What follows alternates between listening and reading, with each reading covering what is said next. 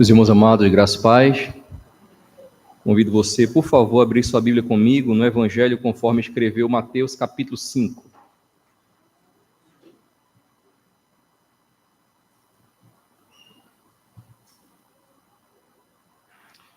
Evangelho conforme escreveu Mateus, capítulo 5, eu estarei lendo do verso 10 ao verso 12. E nessa noite, irmãos, com a ajuda do Senhor, eu estarei pregando sobre a oitava bem-aventurança. E a oitava bem-aventurança fala sobre os perseguidos por causa do Evangelho. Os perseguidos por causa do Evangelho. Nós já vimos a bem-aventurança dos humildes de espírito, dos que choram, dos mansos, dos que têm fome e sede de justiça, dos misericordiosos, dos limpos de coração, dos pacificadores, e hoje a última dessa sequência, a oitava, é a bem-aventurança sobre os perseguidos por causa do Evangelho. Eu gostaria de fazer a leitura uníssona, ler com todos vocês do verso 10 ao verso 12. Fazer a leitura bonita, acompanhando as pontuações, para termos uma compreensão clara do texto. Leiamos então, queridos: bem-aventurados os perseguidos por causa da justiça, porque deles é o reino dos céus. Bem-aventurados sois quando, por minha causa, vos injuriarem e vos perseguirem, e mentindo disserem todo mal contra vós. Regozijai-vos e exaltai, porque é grande o vosso galardão nos céus, pois assim perseguiram aos profetas que viveram antes de vós. Vamos orar mais uma vez? Deus maravilhoso, como é bom estarmos na tua casa para poder adorar e bendizer o teu nome. Essa noite, Senhor, nós te agradecemos por este santo privilégio de estarmos diante da tua face, diante da tua presença e de poder te oferecer o culto por intermédio de Jesus Cristo. Obrigado, Senhor, porque o teu Espírito Santo tem inclinado o nosso coração para louvar o teu nome, reconhecendo que somente o Senhor é Deus, que somente o Senhor criou todas as coisas que existem na vastidão do universo, pelo poder da tua palavra. E além do Senhor criar todas as coisas, o Senhor nos redimiu, nos comprou, nos atraiu por intermédio de Cristo. Obrigado também, Pai, pela presença do teu Espírito Santo em nós, que nos ajuda como um jardineiro por excelência, regando a nossa alma, cultivando a nossa santidade, até o dia que nós nos encontraremos com o noivo glorioso da igreja. Pedimos que o Senhor nos ajude na compreensão do texto lido, que o teu Espírito Santo nos ilumine o entendimento, a fim de compreendermos e assim poder, ó Pai, nos submetermos à tua vontade. Atente, ó Deus, para as necessidades de cada um de nós. Que o teu Espírito possa trazer consolo, exortação, consolação, crescimento na graça, no amor, na paz, na comunhão, e que a tua palavra, ó Deus, possa alcançar o coração daqueles que estão distantes do Senhor. Que o teu Espírito possa convencer os descrentes do pecado, da justiça e do juízo, e assim que eles se entreguem a Jesus, crendo que somente Cristo é o único Senhor e suficiente Salvador. Ó Pai Santo, é o que pedimos a Ti, em nome e por amor de Jesus, aquele que vive e reina para sempre. Amém. Como eu falei para os irmãos, nós estamos diante da oitava bem-aventurança, e na sequência nós temos aprendido todas as outras bem-aventuranças que eu acabei de mencionar, e na ordem nós nos deparamos com esta oitava bem-aventurança que fala sobre os perseguidos por causa do Evangelho. E talvez alguém fazendo uma leitura pela primeira vez, uma leitura rápida dessa passagem aqui, do início do Sermão do Monte, vai ficar um pouco confuso, porque na ordem do verso 3 ao verso de número 10, nós vamos encontrar 8 bem-aventuranças, e no verso 11 nós vamos encontrar aparentemente uma nona bem-aventurança. E alguém pode dizer, por que tem 9 bem-aventuranças e o pastor está dizendo que tem 8 bem-aventuranças? Na verdade, os versos 11 e 12, eles estão falando da bem-aventurança anterior, do verso 10. O que acontece aqui no verso 11 e no verso 12 é como que Jesus ele estivesse ampliando, dando um foco, um destaque na 8ª bem-aventurança. Então, ainda que a palavra bem-aventurados apareça aí no verso 11, dando sequência no verso 12, mas é uma complementação da 8ª bem-aventurança no verso 10.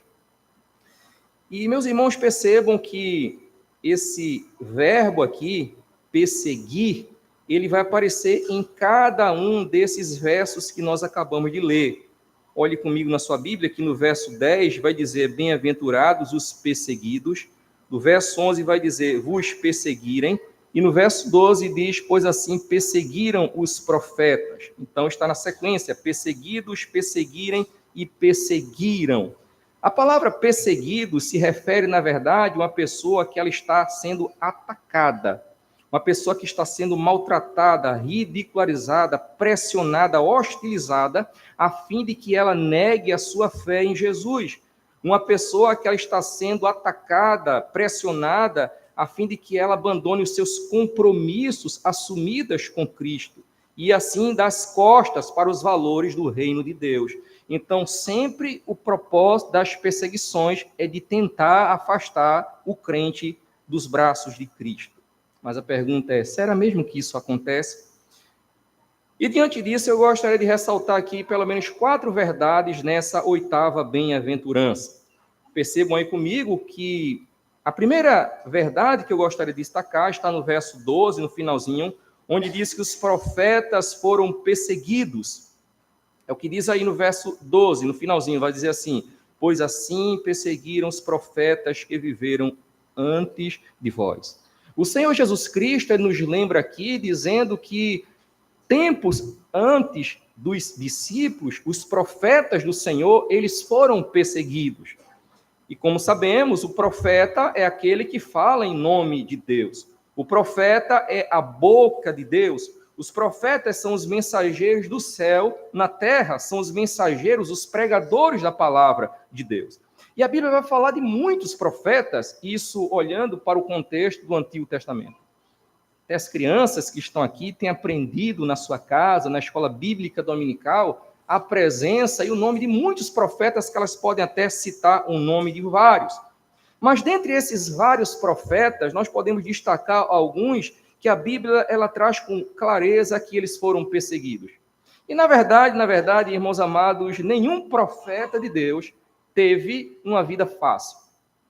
Nenhum profeta de Deus passou um ministério gozando na sombra e bebendo água de coco. Eles sofreram bastante. E dentre esses profetas que foram perseguidos, podemos mencionar o profeta Elias. O profeta Elias foi um profeta que sofreu muito, ele foi perseguido por um rei perverso, diabólico, demoníaco, na companhia da sua esposa Jezabel. Eu me refiro a Acabe. Elias ele foi um profeta que sofreu muito nas mãos deste rei. E o que dizer também de Jeremias, um outro profeta que foi fiel na exposição da palavra de Deus, denunciando o pecado dos moradores de Judá e de Israel, de um modo geral. Ele foi perseguido pelos líderes religiosos que não queriam que os seus pecados fossem confrontados. E por conta disso, os líderes religiosos da época pegaram o profeta Jeremias e o colocaram numa cisterna, onde havia só lama.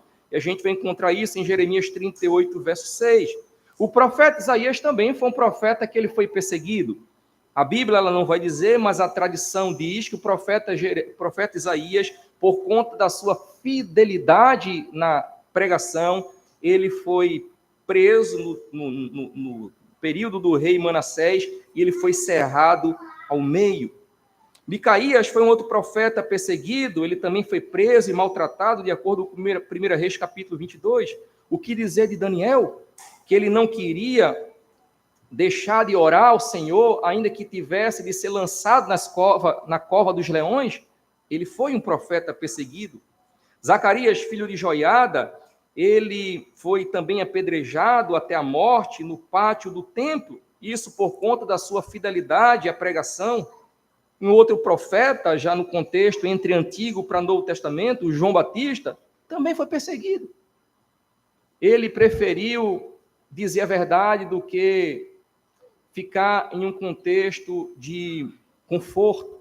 Ele confrontou o pecado entre Herodes e Herodias, dizendo que eles estavam errados no pecado de adultério, e por conta disso, como sabemos, ele perdeu a sua cabeça, ele perdeu a vida. E o Senhor Jesus Cristo lembra muito bem, ao dizer em Mateus capítulo 23, verso 37, dizendo, fazendo um lamento diante de Jerusalém, dizendo, Jerusalém, Jerusalém, que mata os profetas e apedreja os que te foram enviados. Quantas vezes eu quis reunir os teus filhos como a galinha junta os seus pintinhos debaixo das asas, e vós não o quisestes. De fato, os profetas de Deus, eles foram perseguidos.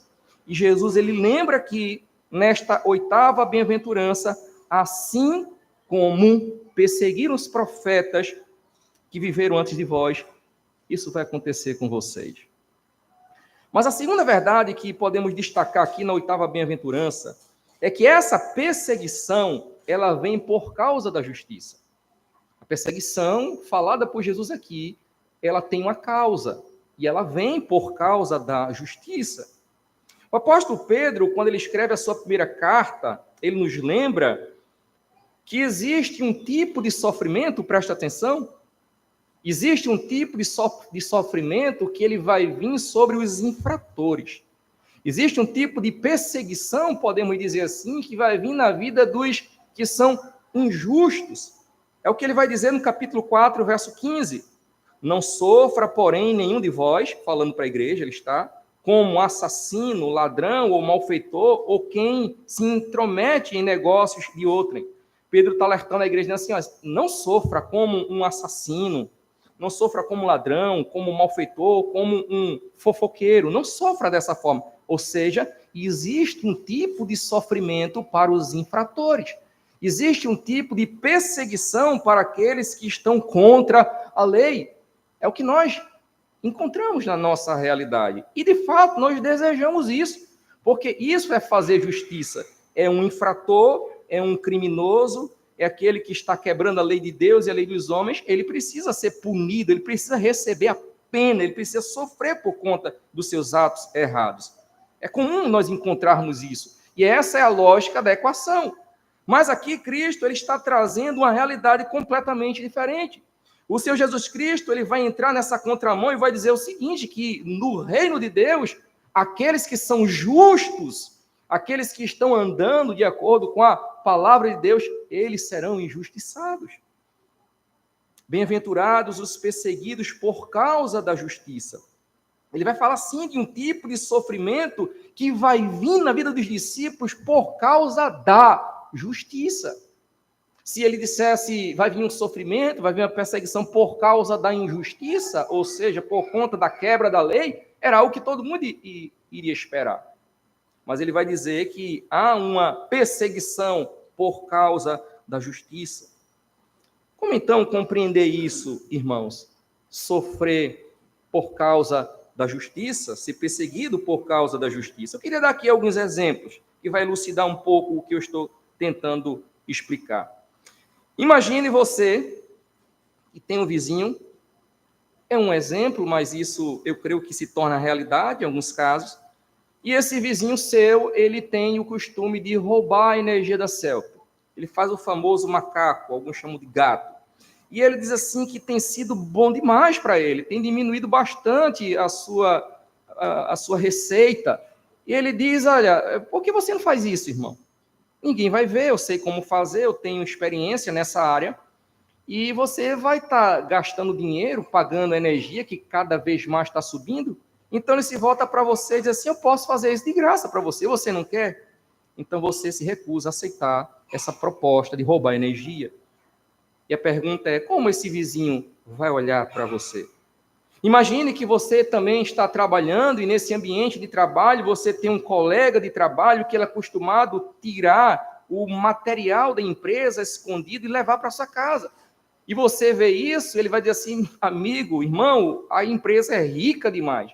Você é muito inocente. Por que você não faz isso também? Eu facilito para você também levar materiais para a sua casa. Então você olha para aquela situação, você reprova, você diz que é pecaminoso e você se recusa a aceitar o seu conselho. Mas imagine você que é moça da igreja, está fazendo faculdade, naquele ambiente de faculdade, de universidade, você tem uma amiga.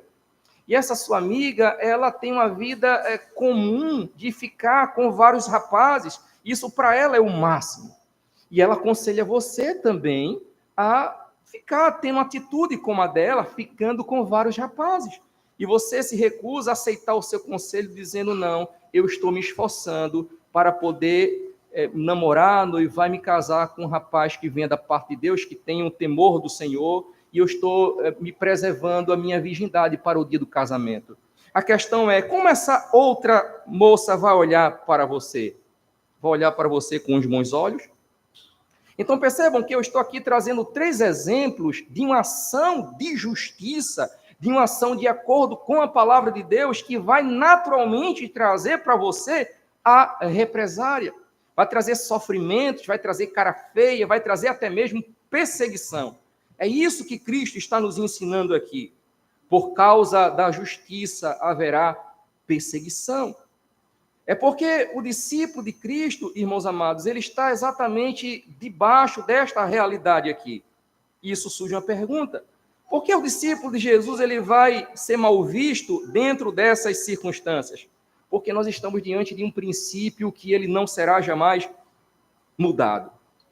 E o princípio aqui é o seguinte: o princípio fundamental é que o discípulo de Cristo, agindo desse modo, dentro da humanidade que está caída, está distante de Deus, ela não tem um temor do Senhor, ele sempre vai ser mal visto na prática da justiça. E essa é a nossa realidade. Nós vivemos dentro de um mundo onde existem 2 grupos. Um grupo ele está se esforçando para praticar a justiça e o outro grupo ele não se preocupa com essa justiça de Deus. Você que está aqui nessa noite, você está dentro ou de um grupo que eu acabei de mencionar, ou do outro. Você está no grupo daqueles que estão se esforçando para cumprir a justiça, obedecer a Deus, ou você aqui nessa noite está dentro de um grupo que não se preocupa em cumprir com a justiça de Deus. Mas se é o teu caso, de você estar no grupo daqueles que se esforçam para obedecer a lei do Senhor, vai ser natural você ser perseguido em algum momento na sua vida. Mas a terceira verdade que encontramos aqui nessa 8ª bem-aventurança, queridos, é que as injúrias e mentiras são as principais modalidades de perseguição. É o que nós lemos no verso 11.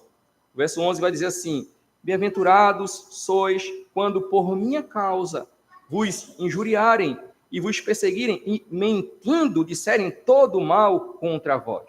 Então, essas são as 2 modalidades mais comuns ao longo da história de trazer perseguição para os discípulos de Jesus. Aqui ele vai falar sobre a mentira e sobre a injúria. E o que é mentira? A mentira é o contrário da verdade, não é? A mentira é o contrário da verdade. E quando Jesus ele fala sobre a mentira aqui, ele está falando especificamente de calúnias e de falsas acusações. Então, ao longo da história, o que nós mais vamos encontrar são os servos de Deus, por causa da justiça, sofrer mentiras, calúnias e acusações.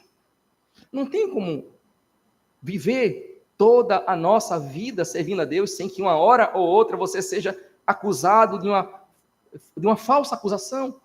Alguém se levantar contra você e trazer uma calúnia. O próprio Jesus, ele passou por isso. Não foi dessa forma que ele foi julgado por Pilatos? Compraram testemunhas falsas que se levantaram no dia do seu juízo e mentiram contra ele, e assim ele foi crucificado e morto? Foi a mesma coisa que aconteceu com Estevão. Estevão estava numa discussão com um grupo religioso e Estevão se sobressaiu muito bem naquele discurso e eles não conseguiram vencer Estevão, então compraram falsas testemunhas, mentiram contra Estevão e Estevão ele foi morto, apedrejado, ele foi perseguido como seu mestre. A mesma coisa aconteceu com o apóstolo Paulo. Basta você ler Atos capítulo 21, verso 28. Paulo, no finalzinho da sua terceira viagem missionária, ele vai lá para Jerusalém, e então ali ele é preso. E se levantaram falsas acusações contra Paulo, ele é preso, e dali ele é conduzido para Cesareia, onde passa 2 anos, depois ele é conduzido a Roma para ser julgado por César. Então percebam que ao longo da história da igreja, a mentira tem sido uma das principais estratégias de Satanás para perseguir a igreja do Senhor, os discípulos de Cristo. Mas uma outra ação é a injúria. E o que é injúria? Injúria é a mesma coisa que insulto. A injúria, ela está ligada à hostilidade, indiferença e preconceitos. Bem-aventurados sois quando por minha causa vos injuriarem e vos perseguirem, mentindo, disserem todo mal contra vós. Queridos, a injúria ela vai estar sempre presente na vida dos discípulos de Jesus. Os insultos, as ações preconceituosas contra os servos do Senhor, uma hora ou outra estará vindo para poder perseguir a igreja de Cristo. Em quarto lugar, percebam aqui que Jesus ele vai dizer que existe uma promessa da parte de Deus para aqueles que têm sido perseguidos. Ele vai falar que os perseguidos devem se regozijar e exultar. Verso 12. Regozijai-vos e exultai, porque é grande o vosso galardão nos céus. Que palavra interessante, não é? Jesus ele não ordena que seus discípulos montem uma guerrilha, se armem e vá de encontro àqueles que estão lhe perseguindo. Mas ele diz assim: aceite o sofrimento, se submeta à perseguição, como ovelha muda, que vai calada para o matadouro, que assim também seja vós. Mas a questão é, isso é fácil, irmãos? É fácil nós aceitarmos esse grande desafio do discipulado? Não é fácil. Mas ele traz essa palavra e ele mesmo é o grande exemplo, porque quando ele vai para a cruz, ele se submete exatamente a isso aqui. Ele se entregou. Ele poderia não ir para a cruz, ele poderia ali chamar várias legiões de anjos para defendê-lo naquele momento da sua prisão, mas ele diz: para esta hora eu vim. E ele se entrega como uma ovelha muda, calada aos seus tosqueadores, e ele vai até o fim. E ele diz que quando os discípulos dele são perseguidos, eles precisam se regozijar e exultar. A ideia aqui é de sentir júbilo, de sentir alegria. Quando Jesus ele fala isso, de sentir júbilo, de sentir alegria, é de sentir dignidade, sentir privilégio, porque aqueles que são perseguidos por causa da justiça não são todos. São apenas aqueles que estão presos a Cristo. Somente aqueles que sabem quem é Jesus e de onde Jesus lhe tirou é quem vai conseguir sentir regozijo e exultar nele nos momentos de perseguição. E é isso que ele nos exorta aqui. E a principal lição que eu gostaria de destacar, irmãos amados, nessa passagem aqui, é que ser crente é bom, mas tem um preço. Ser crente é uma maravilha. E eu estou me referindo a um crente de verdade. Ser crente é bom, irmãos, mas tem um preço. E Paulo, na sua segunda carta, Timóteo, capítulo 3, verso 12, ele vai dizer: todos quantos querem viver piedosamente em Cristo Jesus serão perseguidos. Se de fato é a sua escolha de você ser um crente piedoso, tenha certeza, você vai ser perseguido. De acordo com a organização cristã Portas Abertas, existe atualmente no mundo, preste atenção, atualmente no mundo, aproximadamente 380 milhões de cristãos sendo perseguidos atualmente. E muitos desses que estão sendo perseguidos, a perseguição ela envolve até mesmo vida e morte. Dentre 7 cristãos, um tem sido perseguido mundo afora. E dentre a lista dos países onde existe uma grande perseguição, está em primeiro lugar a Coreia do Norte, vindo do seu lado Somália, Iêmen, Líbia, Sudão, Nigéria, China, Afeganistão, Turquia, Paquistão. São todos esses países fechados para a pregação do evangelho, e alguém que está nesse país e ele se declara cristão, é como se estivesse assinando a sua pena de morte. Porque se declara cristão dentro de um país fechado, ele vai perder o emprego, vai perder o prestígio da família e, às vezes, ele é até preso e ele é morto. Então, percebam que existem países que dizer ser cristão é algo muito difícil. Muito difícil. E pensando no contexto da Nigéria, neste ano, no período da Páscoa, aconteceu ali uma grande tragédia que os inimigos dos cristãos mataram ali aproximadamente 120 cristãos no período da Páscoa.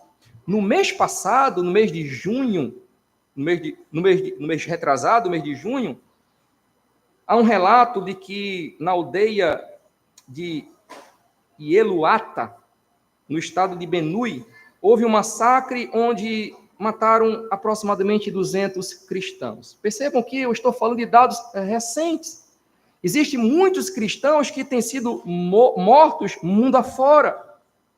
Enquanto que nós estamos aqui nessa noite, cultuando, nesse ambiente aconchegante, assentados, com ar-condicionados, existem cristãos perseguidos mundo afora.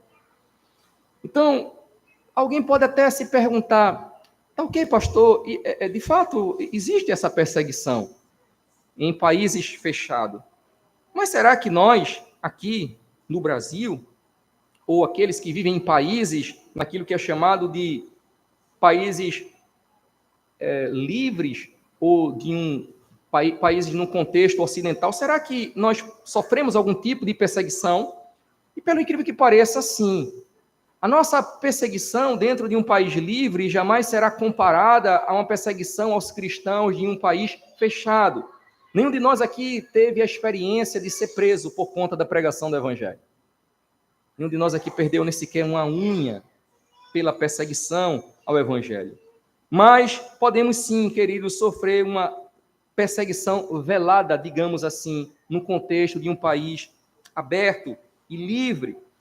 E essa perseguição ela pode acontecer em várias áreas da nossa vida. Por exemplo, essa perseguição ela pode acontecer no contexto de um jovem cristão numa faculdade, onde ele tem plena certeza de que a Bíblia é a palavra de Deus.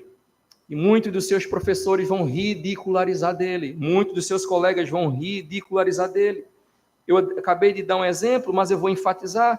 No contexto das amizades, quando quando a moça diz que tem se esforçado para preservar sua virgindade para o casamento, é um motivo de ser ridicularizado. E isso é uma forma de hostilizar a sua fé. E essa perseguição, ela às vezes acontece no contexto da nossa própria família. Famílias que têm hábito de fazer muitas festas, especialmente dia de domingo, onde existem bebedices, músicas com sensualidade, e você é convidado. E você diz, olha, eu não vou participar dessa festa, eu agradeço muito pelo convite, eu vou para a igreja, vou com a minha família adorar o Senhor. E às vezes a família, que ela não tem a mentalidade cristã, ela vai começar a ridicularizar de você. Ela vai dizer assim, você está indo para a igreja porque você teve uma lavagem cerebral, você está dando o seu dízimo porque você está querendo enriquecer o pastor. E assim, o cristão, nesse contexto de paz livre, ele está sendo, sim, perseguido e ridicularizado. Essa perseguição também ela acontece no contexto de trabalho. Quando o cristão ele quer ser fiel no exercício do seu trabalho, e às vezes ali é um ambiente completamente hostil e as pessoas são acostumadas a receber propina, e o cristão se recusa a receber propina, e ele diz assim, não, eu vou fazer o meu trabalho de uma forma honesta. Aí é visto como uma pessoa santarrona, puritana, e amostrado. E assim a pessoa ela é perseguida. Então, ser cristão num país livre também é possível nós passarmos por algum tipo de perseguição, como comentários despreciativos a você, piadas, jargões para tentar ofender você, para tentar querer ridicularizar da sua fé. De uns anos para cá, nós temos visto muitas ofensas, especialmente no contexto dos desfiles de escolas de samba. É verdade que o nosso Cristo ele não é representado por nenhuma figura, mas o que tem acontecido nesses desfiles de escola de samba no Rio de Janeiro, de uns anos para cá, e ano após ano, nós vamos encontrar isso, é uma forma de ofender e de perseguir os cristãos, de trazer uma imagem negativa para aqueles que estão crendo em Jesus como seu único Senhor e suficiente Salvador. Isso é, sim, uma forma velada de perseguir os cristãos. Por isso, repito, ser crente em Jesus é bom, mas tem um preço. O que é que aconteceu com os profetas? Foram perseguidos. O que é que aconteceu com Jesus? Ele foi perseguido. O que é que aconteceu com os discípulos? Eles foram perseguidos. E a tradição vai dizer que eles foram mortos, foram martirizados por conta da sua fé. A tradição vai dizer que Pedro ele foi morto, crucificado de cabeça para baixo. André, seu irmão, também ele foi crucificado numa cruz de formato de um X. Tiago, filho de Zebedeu, também ele foi decapitado. Filipe, ele foi enforcado na Frígia. Bartolomeu, ou Natanael, ele foi esfolado e depois ele foi crucificado na Armênia. Tomé, ele foi morto na Índia por lanças. Tiago, filho de Alfeu, ele foi apedrejado, depois foi morto com porretes em Jerusalém. Judas Tadeu e Simão Zelote, ambos foram mortos juntos na Pérsia. Percebam que o fim dos discípulos de Jesus, todos eles foram à morte. E o que esperar de nós? Será que nós somos melhores do que os profetas? Será que nós somos melhores do que Cristo? Ou será que nós somos melhores do que os apóstolos? Queridos, é claro que não somos melhores do que eles. Na verdade, nós estamos tão distantes, às vezes, do Senhor. Mas aqui nós estamos diante dessa oitava bem-aventurança. Bem-aventurados, perseguidos por causa da justiça, porque deles é o reino dos céus.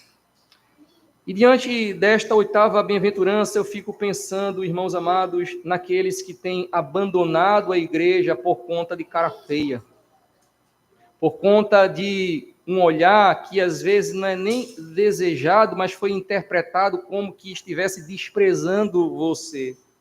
E as pessoas deixam de vir à igreja. Às vezes mal compreendido, é verdade, e a pessoa diz assim, eu prefiro viver a vida no mundo. Nunca foi perseguido, mas por coisinhas tão mínimas tem abandonado a fé. E a pergunta é, será que de fato houve essa fé no seu coração? Mas Cristo, ele nos admoesta aqui, irmãos amados, a nos regozijarmos e sentirmos alegria se um dia nós formos perseguidos. E qual é o nosso dever como igreja livre? É de nós estarmos orando por nossos irmãos que estão dentro de igrejas e realidades de perseguição em outros países. Precisamos aproveitar a liberdade que temos no Brasil, precisamos para cultuar o Senhor, para evangelizar. Enquanto que o Senhor tem nos dado esta liberdade e não temos recebido essa perseguição como outros irmãos têm recebido, precisamos aproveitar este tempo para evangelizar, para cultuar ao Senhor e podermos servir a Deus com a liberdade que todos nós necessitamos e desejamos, anelamos por esta liberdade. E talvez nessa noite tenha alguém aqui que veio com o coração preocupado, angustiado. Eu gostaria de lhe dizer que somente Jesus pode preencher o vazio do seu coração. Creia nele, entregue sua vida a Jesus. Vale a pena sofrer com Cristo aqui e na eternidade, ter toda a eternidade gozando de paz e alegria sem fim, do que aqui na terra, em algum momento ou outro, passar por algum conforto, até mesmo prazeres momentâneos, e no final ter toda a sua alma lançada no inferno e passar toda a eternidade distante do Senhor. Entrega a tua vida ao Senhor. Esta é a advertência que eu te faço. Entrega a tua vida ao Senhor e não saia daqui sem crer em Jesus como seu único Senhor e suficiente Salvador. Amém. Senhor, nós te damos graças, porque o Senhor tem sido bondoso conosco. Ó Deus, que palavra tão dura é essa aqui, Senhor. Mas aqui está o princípio básico do discipulado. é que haverá perseguições, incompreensões, preconceitos, mas nos ajuda, Senhor, sermos fiéis, caminharmos com fidelidade até o fim desta caminhada. Nós termos, ó Deus, alegria e sermos perseguidos, termos gozo no coração, não guardarmos amargura, ódio, nem muito menos ter sentimentos de vingança contra aqueles que não compreendem a razão da nossa fé. Ó Deus, nós não temos experiências da perseguição que os nossos irmãos da Nigéria têm passado, na Coreia do Norte, na China, no Afeganistão, em tantos outros países, Senhor, que a gente às vezes não tem nem noção do sofrimento dos nossos irmãos e irmãs.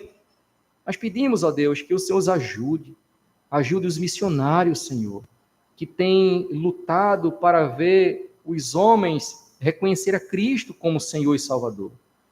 Pedimos que o Senhor também possa tirar as vendas dos olhos dos governantes, porque eles são os principais causadores dessas perseguições. Que o Senhor possa converter, ó Pai, as autoridades desses países que têm perseguido os cristãos. Que o Senhor possa dar ânimo aos missionários que estão em regiões fechadas para a pregação do Evangelho.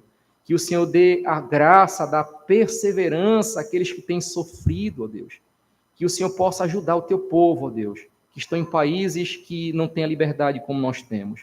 E pedimos ao Senhor, Pai, que o Senhor nos ajude, que o Senhor nos dê sabedoria para aproveitar o nosso tempo e a liberdade que o Senhor nos dá de poder te adorar, com as portas abertas e de poder também pregar o Evangelho em praça pública.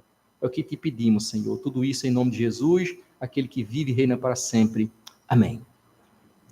Irmãos, nesse instante, eu convido a igreja a ficar de pé. Nós vamos cantar o hino